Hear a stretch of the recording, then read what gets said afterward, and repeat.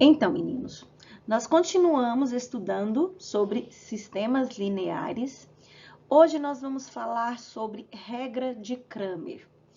A regra de Cramer é uma definição, um meio, uma forma da gente estar resolvendo um sistema linear.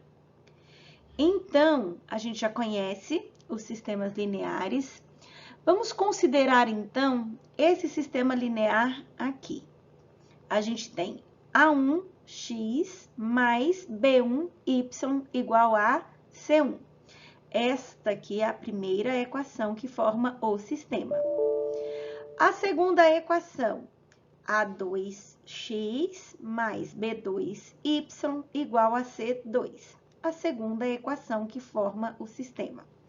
Então, aqui nós temos um sistema que possui duas incógnitas, x e y, e possuem duas equações lineares. Bom, para que a gente resolva utilizando a regra de Cramer, é muito simples.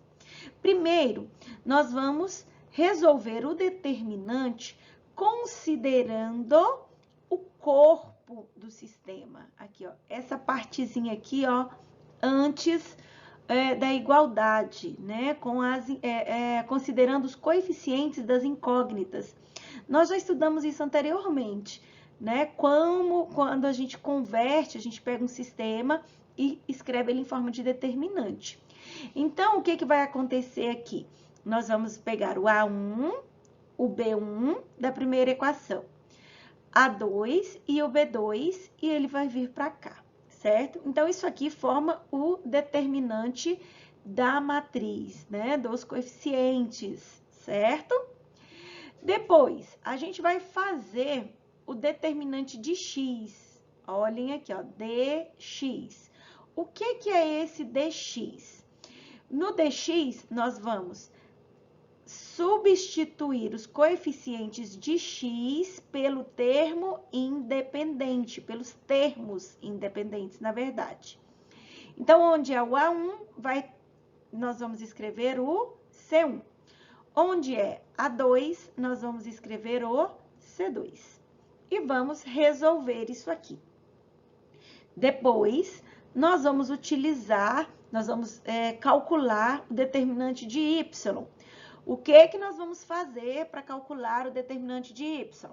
Nós vamos manter o termo A1, os termos A1 e A2, né, que são os coeficientes do x, e no lugar dos coeficientes do y, nós vamos colocar os termos independentes, C1 e C2.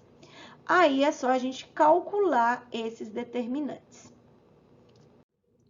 Depois que nós encontrarmos os determinantes, então nós temos que a regra de Cramer, que é o que a gente quer chegar, afirma que se o determinante D, aquele primeiro que a gente fez, for diferente de zero, então o sistema linear é possível e determinado. Já estudamos sobre isso também.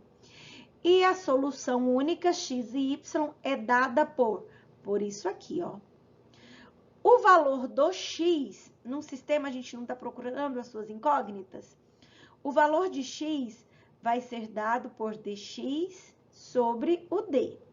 E o valor de y vai ser dado pelo dy sobre d. Ou seja, o determinante de y sobre o determinante lá dos coeficientes. E se a gente tivesse uma equação, um sistema de equações com 3 incógnitas e 3 equações? Faríamos de forma análoga.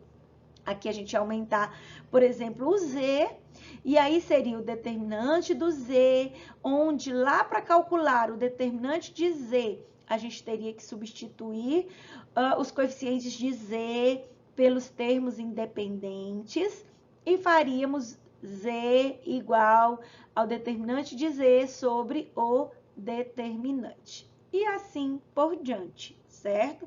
A gente vai fazer conforme a quantidade de equações e a quantidade de incógnitas que tiver em cada equação, certinho?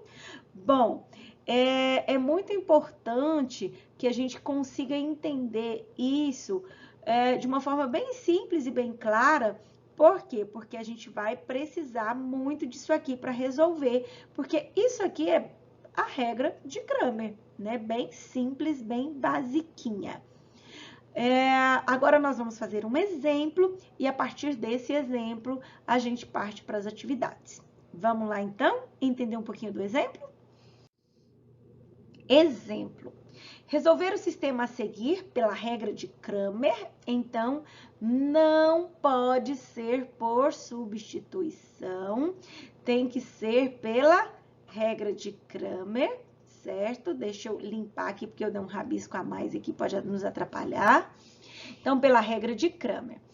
Aqui agora nós temos então um exemplo de sistema com 1, 2, 3 equações. E temos o x, o y e o z, 3 incógnitas.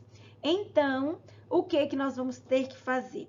Nós vamos inicialmente determinar o valor do D, que é o determinante, que é quando a gente vai utilizar apenas os coeficientes de x, y e z de cada equação. Então, vamos lá. Na primeira equação, o coeficiente de x é 1, de y também é 1, do z também é 1. Então, formamos aqui a primeira linha e as 3 colunas. Se temos 3 incógnitas, vamos ter, logicamente, então, 3 colunas. Se temos 3 equações, vamos ter, então, um determinante quadrado de ordem 3. Então, o coeficiente do x é 2, do y é menos 1, do z é 1. Na terceira equação, 3 menos 1 do y e menos 2 do z. Como calcular esse determinante? Muito simples, vamos utilizar, como esse aqui agora é de ordem 3, nós vamos utilizar a regrinha de Sarri. Pegamos as duas primeiras colunas, jogamos para cá, matriz diagonal, né, a soma do produto da matriz diagonal pela diferença, né, pelo produto da diferença da matriz secundária. Isso aqui a gente já sabe fazer, não precisa de eu ficar explicando, né, o que a gente fez aqui, é só você seguir os cálculos. Então, encontramos que D é igual a 13, certo? Nosso primeiro dado, extremamente importante, deixa ele aqui no cantinho que nós vamos precisar dele. E vamos partir agora, então, para o dx, né? Dx, o que a gente vai fazer? No lugar do x, nós vamos substituir pelo termo independente, certo? Então, foi isso que a gente fez aqui. Olha, observem que onde a gente tinha o coeficiente de x, nós substituímos pelos valores de c, né? Dos termos independentes. Aplicamos aqui também a regrinha de Sarri e encontramos que o dx é igual a 13. Depois que a gente encontrou o dx, vamos então encontrar o dy.